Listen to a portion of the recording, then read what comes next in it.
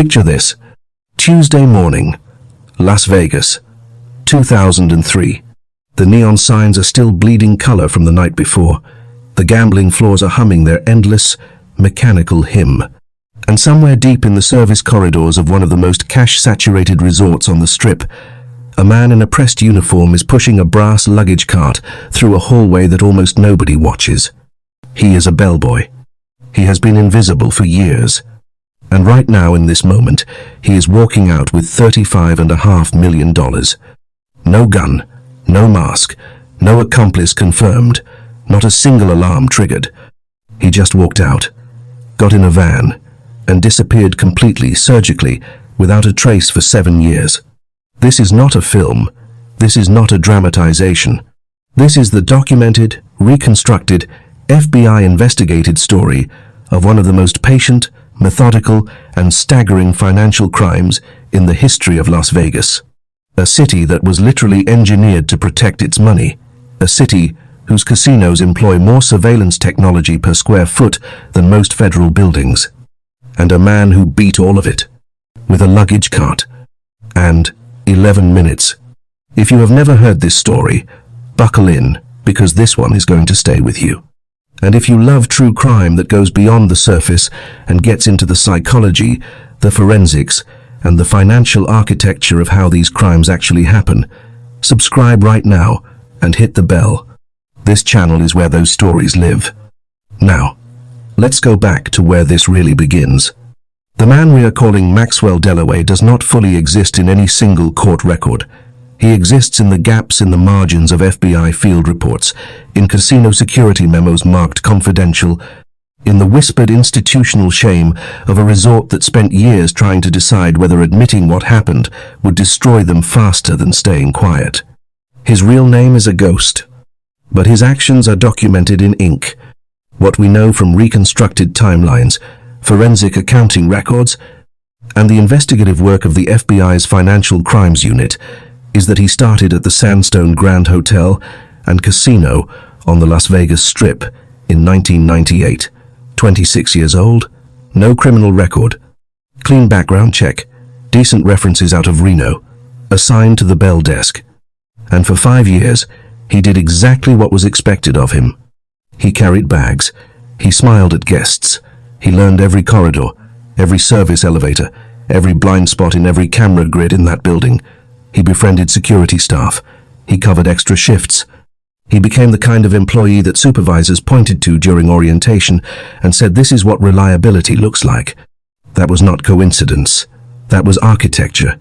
What forensic investigators would later call the trust accumulation phase, the period where the criminal does not move, does not take, does not even lean toward the money. They simply build the one currency that cannot be detected on any surveillance feed. Access, legitimacy, invisibility. By 2001, Maxwell had been quietly granted a secondary access badge. His clearance had expanded into back-of-house areas adjacent to the casino's cash handling zones. Management had not flagged it. Why would they? He had been there 3 years. He had never caused a problem. He was the last person anyone would think to watch. That was exactly the point. Every casino on the Strip in the early 2000s ran its money on a rhythm. Cash from the gambling floor moved to the count room, from the count room to the casino cage. From the cage, it either held in the vault or bundled for armored car transport. Scheduled, predictable, logged. And rhythms, in financial crime, are exploitable. What Maxwell had found, and this detail would later stun the investigators, who pieced it together, was a recurring gap. One service corridor, connecting a secondary loading bay to a back-of-house holding area, used twice a week to transport pre-counted currency in rolling lockboxes toward the armored vehicle staging area. The surveillance camera on that corridor had been malfunctioning intermittently for over a year. Maintenance had logged it. The repair had been deprioritized. Budget meeting, work order backlog. No one's fault in particular, everyone's fault in total. For 12 to 18 minutes, twice a week, that corridor went dark. Maxwell had not just noticed this. He had timed it, with a stopwatch, repeatedly, over months. The institutional negligence was already there. He had not created the vulnerability. He had simply found the crack the building made itself and spent 2 years measuring its exact dimensions. By late 2002, the plan was complete. He was not going to be reckless. He was not going to be greedy in the chaotic, self-defeating way that gets people caught. He was going to move once. One corridor, one window, one modified cart. About that cart. This is where investigators' admiration, and they would later use that word privately, uncomfortably becomes undeniable. Because Maxwell understood a problem that would have stopped most people before they started. $35.5 million in $100 bills weighs approximately 355 kilograms, close to 780 pounds. A standard luggage cart, even a heavily built one, is not designed for that load. The wheels buckle, the frame flexes, the sound changes. Anyone with experience moving luggage for a living would notice immediately that something was wrong. So Maxwell solved it. Over 18 months, in a rented storage unit outside the city, he built a modified cart from scratch, reinforced frame, heavy gauge axle, a suspension system engineered specifically to handle the weight without audible strain. And beneath the standard luggage platform, a concealed lower compartment, sealed, lined, designed to mimic the weight distribution of a fully loaded cart so that any casual physical inspection would register as normal. He did not just plan the theft, he engineered the tool.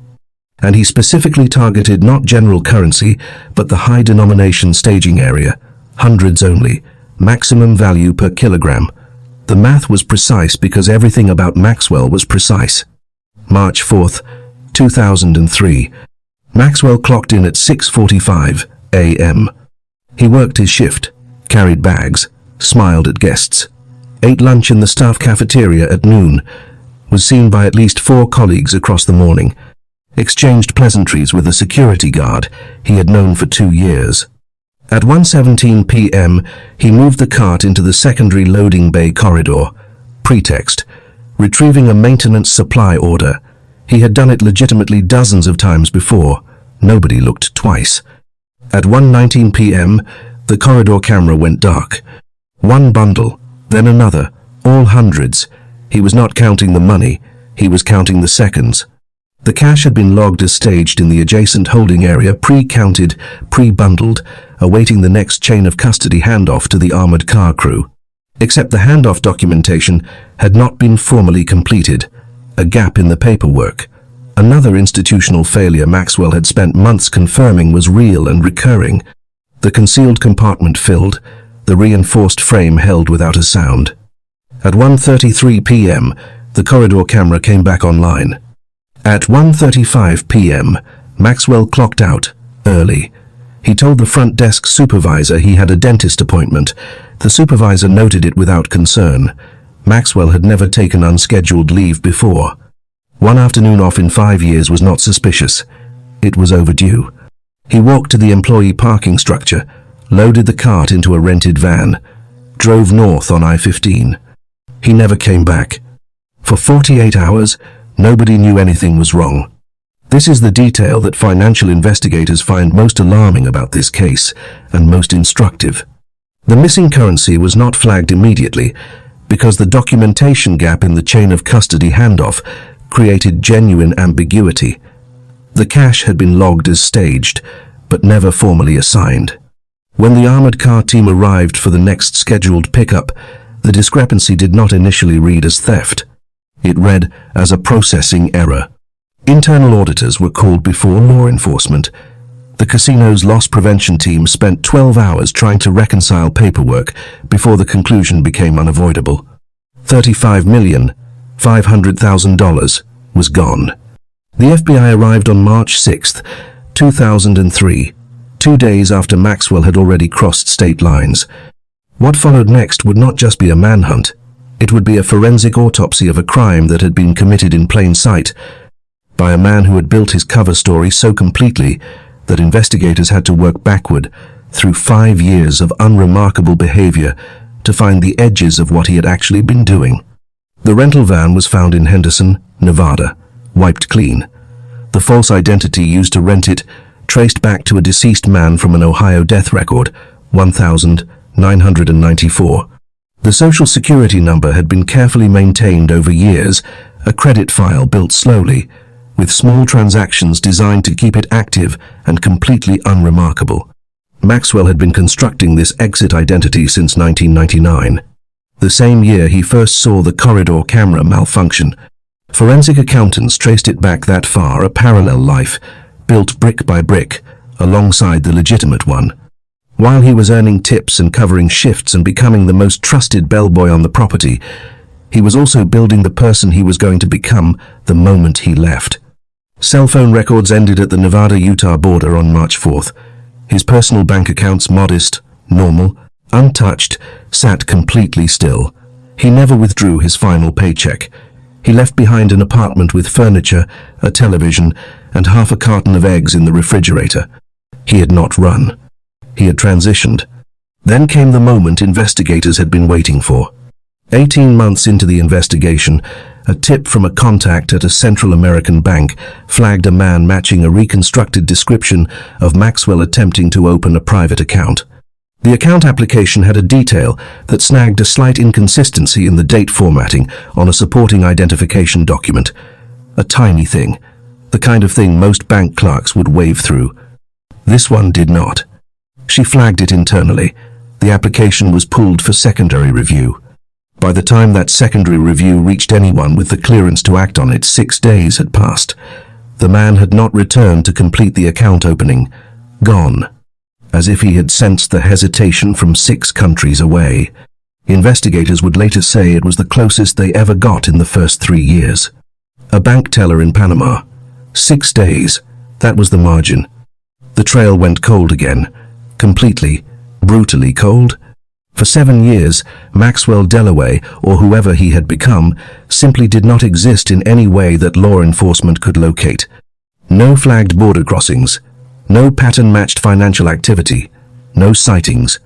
Then, in 2010, a financial intelligence unit working with a foreign banking authority flagged a series of transactions originating from a small real estate company in Central America. The transactions were not large. They were designed not to be. They moved through 3 layers of shell entity before touching anything traceable. But the pattern was there. The slow, patient accumulation of legitimacy through small, unremarkable financial steps. The same behavioral fingerprint the FBI had documented in how Maxwell had built his false identity a decade earlier. He could change his name. He could change his face. He could cross every border and construct every wall between himself and that corridor. But the way he thought, methodical, invisible, architectural, that he could not change. Investigators believed they had found him. A formal request for international legal cooperation was submitted. The process moved, but it moved through channels, through bureaucracy, through the friction of cross-border law enforcement coordination. By the time investigators made contact with the property linked to the transactions, it was empty. Recently vacated. A neighbor described a quiet man, polite. He had lived there for several years without incident or attention. He had left 3 weeks before investigators arrived. Some believe he was tipped off. Others believe his own vigilance simply never stopped, that he had built into his life the same permanent early warning system he had built into that luggage cart. Always watching the corridor, always timing the camera. The Casino Bellboy case is not a story about one man's nerve. It is a story about systems. About the cameras we decide not to fix. About the access badges handed to someone because they always showed up on time. About the chain of custody logs that nobody double-checked because they never had to before. Financial crime at this level is almost never a moment of desperation. It is not rage. It is not impulse.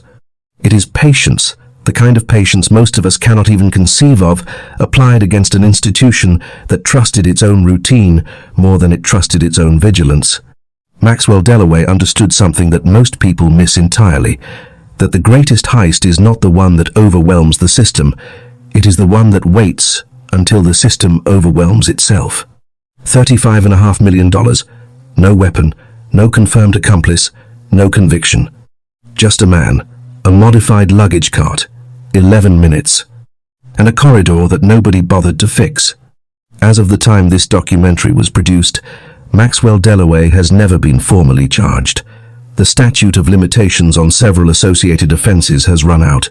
The FBI case file remains technically open. The money has never been recovered. Somewhere, right now, a man who used to carry other people's bags is living a life built entirely from the patience to watch a broken camera and wait. Now I want to hear from you, and I want you to go deep in the comments on this one. Do you believe Maxwell is still out there living freely, quietly, invisibly, or do you think the money eventually created problems that caught up with him? What does your gut say? The corridor camera had been broken for over a year before this happened. Who carries the real weight of this crime, Maxwell, or the institution whose negligence made it possible? Where does systemic failure end and personal criminal responsibility begin? That moment in Panama, the bank teller who flagged the inconsistency, the 6-day delay if that review had moved faster. Does this story end in an arrest? Or does a man this patient always have another exit? And here is the one I want you to really think about.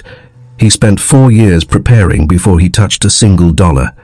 Does that level of patience change how you feel about what he did? Not morally, psychologically. Does it make him terrifying, impressive, or something you don't have a clean word for? Drop your take below. I read every comment. Share this one with someone who needs to hear it. The best conversations on this channel happen when more minds are in the room. We'll see you in the next one.